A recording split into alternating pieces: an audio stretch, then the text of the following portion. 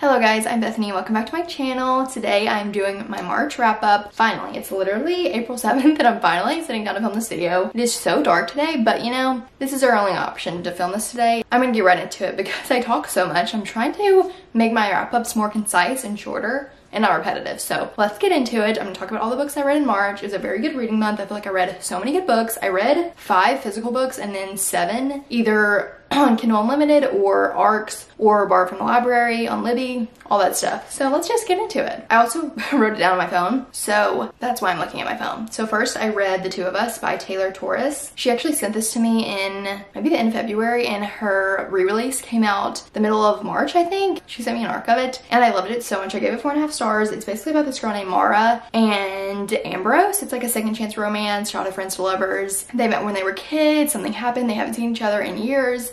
And then something happens in Mara's family and she has to go back home and runs into Ambrose. You know what happens? It was so good. Ambrose is literally an angel. I love the name also. And he was just so sweet. There were so many moments that were just so sweet. I highly recommend this book. I truly would have finished it in one sitting if I could have, but I think I started at work, so I couldn't really finish it all in one sitting, but I read it very quickly. It's a dual timeline, small town, slow burn, everything you could want, and it's childhood friends, lovers, and second chance romance. I feel like if you like Every Summer After, Love in Other Words, you would really love this book, especially for the summer. Also, just really love Taylor's writing. So then I read The Plus One by Maisie Eddings. I got an arc of this on NetGalley, but by the time you're seeing this, it's already out. It came out like April 3rd, April 4th, this week. And I love this book. So this is like in the A Brush with Love series. So there's A Brush with Love, Lizzie Blake's Best Mistake, and then The Plus One. And this one follows Indira and Jude. You definitely don't have to read the other 2 books to read this one, but I did really enjoy the other 2 if you want to read them. This one's probably my favorite, definitely my favorite in the series. I gave it 4.5 stars. I literally could not put this book down. I read it so quickly. Literally, I started it a night. I started it one night and then I kept reading it at work the next day, and literally I'm pretty sure I finished it at work. I couldn't stop. It was so good. It's basically about Indira. She basically goes through this breakup and she moves back in with her brother, and her childhood enemy, her brother's best friend, is like staying there too because her brother's getting married, and they decided to like be each other's wedding date for the like festivities that are going on. And I really like this because it wasn't like a childhood enemies like they hate each other thing. It was more like they pick on each other, which I thought was really cute. There was no miscommunication, which I loved, and I thought Jude was literally the sweetest guy ever. He was like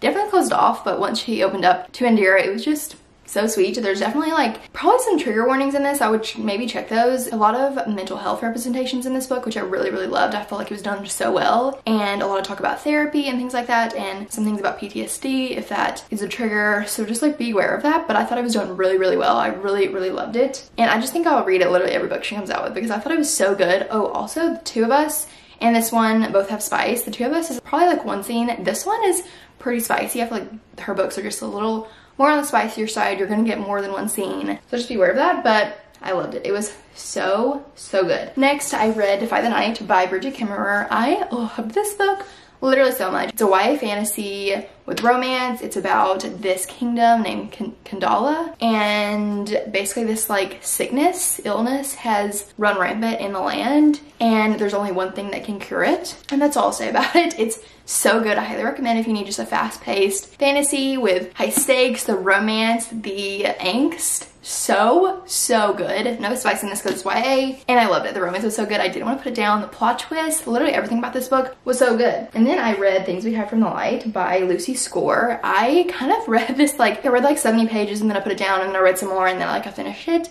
And I really love this one. I gave it 4.75 stars. I'm pretty sure I gave that same rating to Things We Never Got Over, but I really loved it. It's about Nash. If you haven't read Things We Never Got Over, that one's about Knox and Naomi. This one's about Nash and Lena, and I loved it. It's like a broody police officer who's struggling with just PTSD and anxiety and things like that from something that happened in the first book. So I definitely recommend reading the first book before you read this one because things that happen in that one are very important to what happens in this one. I just loved it. I loved the end. It was so good, and you get a lot of Knox and Naomi from the first book, which I loved, and Waylay, who is Naomi's niece, if you haven't read the first book. I cannot wait for Lucy and Sloane's book though. It comes out in September and it's gonna be so good. There's definitely like some hints, some things in this book about them too, and I need to know what happened.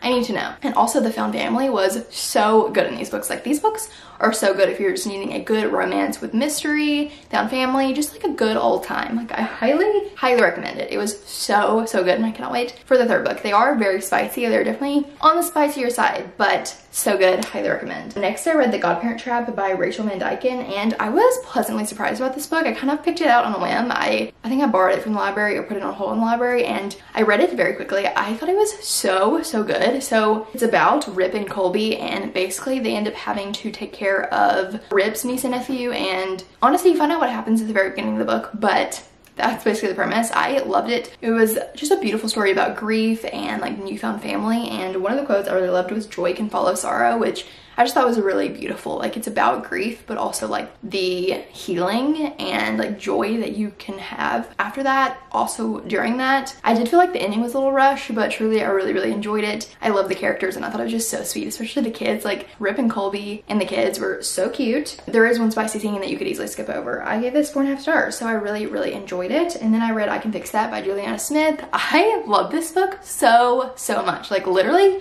so good. It's about this girl named June, and she inherited this house from her grandmother, and she hires this contractor named Grant to renovate it, fix it up. And Grant is like a closed off, kind of like more reserved, comes off as grumpy type of guy, but it's that situation where he went through something hard in his past and he's just more closed off. And I loved Grant. Like, he was so great. Like when he was like pulling down his walls and like opening up to her, literally so sweet. I also really want to read more books with contractors because I thought it was so good. Like a broody, like manly man that has like rough hands, but who's really sweet and tenderhearted. I loved reading that. That was so good. I love when a story is like a male main character has like a bad reputation around the town, but really he's a sweetheart that just went through a hardship. I love that. Eat it up. I also related to June so much because she's a people pleaser, and I am definitely a people pleaser, and I loved how Grant helped her in that area. And the end, literally, I cannot. It was so good. And the emotional maturity in this book, like in the relationship, was just so good. They helped each other so much. It was just great. I highly recommend this book. It's one of my favorites of the month. I just loved it so much. I love Juliana Smith. She's one of my favorite authors now. Okay, I gave that 5 stars. Did I say that? I don't know. Next, I read Built to Last by Hahn. Honestly, didn't really love this book that much, so I'm not gonna harp on it very much, but this is like a second chance romance with celebrities. So these two characters, Shelby and Cameron, were on a TV show together as kids, and something happens. They don't see each other for years, and then they end up on this home renovation show. They end up on this home renovation show together, and you know, you see what happens. I love the premise of this book. It sounded so good, but I feel like it just like was lacking in like, I don't know. Like, I like the characters, I like the storyline, and I'm very much a sucker of second chance romance, and I love books with celebrities. So like, this one sounded so good, and I did tab it a good bit. So there was a lot of quotes that I really liked, moments that I really liked, but it was kind of underwhelming. Like, not much, you know, to say about it. There wasn't much angst. There wasn't much like slow burn. Like, when I read a book, I really want like the angst, the build up, because I feel like that's the best part of a romance. Like, when they're like pining after each other, there wasn't much of that, I feel like, in this book. But I did like the characters and I liked the end. I thought it was like cute and sweet, but just not anything memorable, so I gave it 3.5 stars. And then I read an arc of Per My Last Email by Juliana Smith. She sent me this and I'm so excited. I literally read it in like one sitting. Couldn't stop. It is so good. I talked about it in a recent vlog, but basically it's about Layla and Luke. Layla works at this like company with Luke and Nathan, and Luke and Layla are like best friends. They pick on each other in the workplace, and they're just like really close friends, but they obviously have feelings for each other that they've never said, and you just see what happens. It is so good, and I really love this because personally I hate workplace romances. I literally hate them. It's like my least favorite trope, and especially enemies to lovers in the workplace, even worse. My absolute least favorite trope, but this is like best friends to lovers in the workplace, which I really loved. Like, them working together was so cute, and I really loved the friendship between Luke, Layla, and Nathan. It was just adorable. The slow burn was literally so good, and Luke is an angel. I loved him so much, so sweet. And I cannot wait for everyone else to read this book when it comes out May 6th, I'm pretty sure. You should pre-order it. It's so good. I'm gonna get a physical copy. I pre-ordered it, and I'm so excited to have a copy of it in my hands because it's so good. You can get like a signed copy if you want. So great. It was so wholesome, so sweet. Closed door. I'm like really sucking at telling you spice levels. The Godparent Trap had a little bit of spice. I can mix that as closed door. Built to Last has a little bit of spice. Per My Last Email is closed door. So there you go. I'm like forgetting to say that. And then I read Defend the Dawn by Bridget Kimmerer. This is the second book after Defy the Night. I love this. I gave it 4.5 stars. It was so good. The first like 70 to 100 pages were a little slow. They were kind of just having meetings and stuff. You're just, you know, hanging out with them, having meetings. But after that, it gets so good. I did not want to put it down. The romance in this is so good. so good. I did do a reading vlog with this. I won't say too much about the next 2 books, but you can go watch that if you want to see like my reactions. I read it in my reading my friend's favorite books because this is one of Allie's favorite books, just smacked my head. But yeah, I love this so much. I just had to know what was going to happen, and the end had me literally shook to my core. And I knew the 3rd book, but it does not come out till next January, so I'm okay. Don't worry about me. I'll be fine. Next, I read Better Than Diction by... didn't even write who the author is because I did not like this book. It was my least favorite of the month. Honestly, like the only thing I liked about this book was that the main character's name was Drew and she was a girl, and I just really liked that her name was Drew and she was a girl. I thought that was really cute. But basically it's about Drew and she owns this bookstore that she inherited from her grandmother, but she doesn't really like to read. And this author comes in and is like, hey, will you help me like show me around the city that we're in, because I'm gonna write a book, you know, based in the city, and I will give you some book recs in hopes that you will enjoy reading. So the premise sounds really, really great. Like, that sounds fantastic. You know, when you hear it, it sounds great. But like, honestly, I just did not like it. I'm gonna kind of speed over this like bad review because I don't like giving bad reviews, but I gave this 3 stars and that was very generous. Honestly, the writing kind of gave me the ick. Like, there were some words I was like, no, like we just cannot say that. Like, not even that there were bad words. It was just like, why are we using that word? Like, the pacing was just really off. Like, it did touch on grief, which I thought was well done, but I didn't like it. I'm sorry. Anyways, I read Call It What You Want by Bridget Kimmerer. Gave this 4.75 stars. Loved it so much. It was so good. Also read it in that video with reading Allie's favorite books. It's following Rob and Megan. It's dual POV, which I love, and it's based in high school. It's a YA romance. Basically, Rob lost everything because his dad embezzled funds, or got caught embezzling funds from half the town, and he attempted suicide. And then Megan cheated on her SATs, and so they're kind of like outcasts, and then they get paired up to do a calculus project together and just see what happens. I loved it so much. I literally flew through it, couldn't put it down. Highly recommend this book. It's like an emotional YA romance, which is different than what I usually read. I feel like I always read rom-coms, and now I want to read more of her YA romances that are emotional because I thought it was so well done and so good. I just wanted to hug Rob. I loved him so much. He was so sweet, and I felt so like bad for him. I just wanted to tell him like it was okay. Everything's gonna be okay. I just thought it was so sweet, and the romance was so good. The slow burn, the angst, it was all good. All great. Highly recommend this book. I've talked too much about it in the other video, but really recommend it. The end felt a little rushed, but other than that, loved it so much. Last book I read was People We Meet on Vacation by Emily Henry. I actually borrowed this from the library. I read it on Libby and then loved it so much that I bought the physical copy. I just wanted all of Emily Henry's books in a physical copy because they're really cute, literally adorable. Like, look how cute this book is.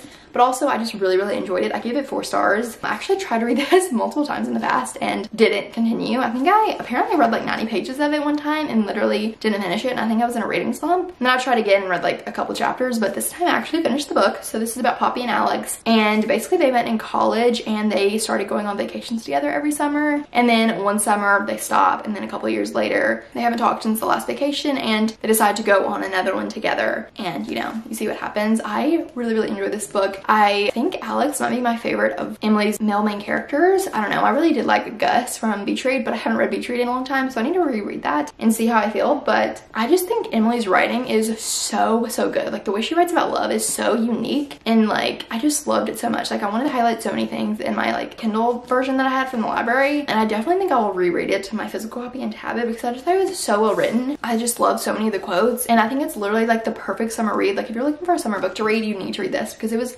definitely giving me summer vibes. Like, I loved it. It kind of gave me a nostalgic feeling for like summer love or like falling in love in the summer. Like, I just really love that. I did think the beginning was a little slow, and I really wish we got Alex's point of view, but overall I really did enjoy it. There's very little spice, and you could easily skip over it if you don't want to read that, like one chapter. And then also Poppy and Alex's banter is just so good. I feel like Emily Henry is known for really good banter, just like so witty, so quick, and I feel like that's because Emily's personality is like that, and so she portrays that in her characters. So I really love this book. I thought it was so good. Obviously I bought a physical copy of it, so there you go. There's all the books that I read in March. Hope you enjoyed. Let me know what you read in March, what you're excited to read in April. Honestly, I've already read so many good books in April that I'm very excited to talk about them in my next wrap up. That is it for this video. I hope you enjoyed. I am so excited for April, for spring, for warm weather, for all the videos to come. So thank you for watching, and I'll see you very soon for my next video. Bye.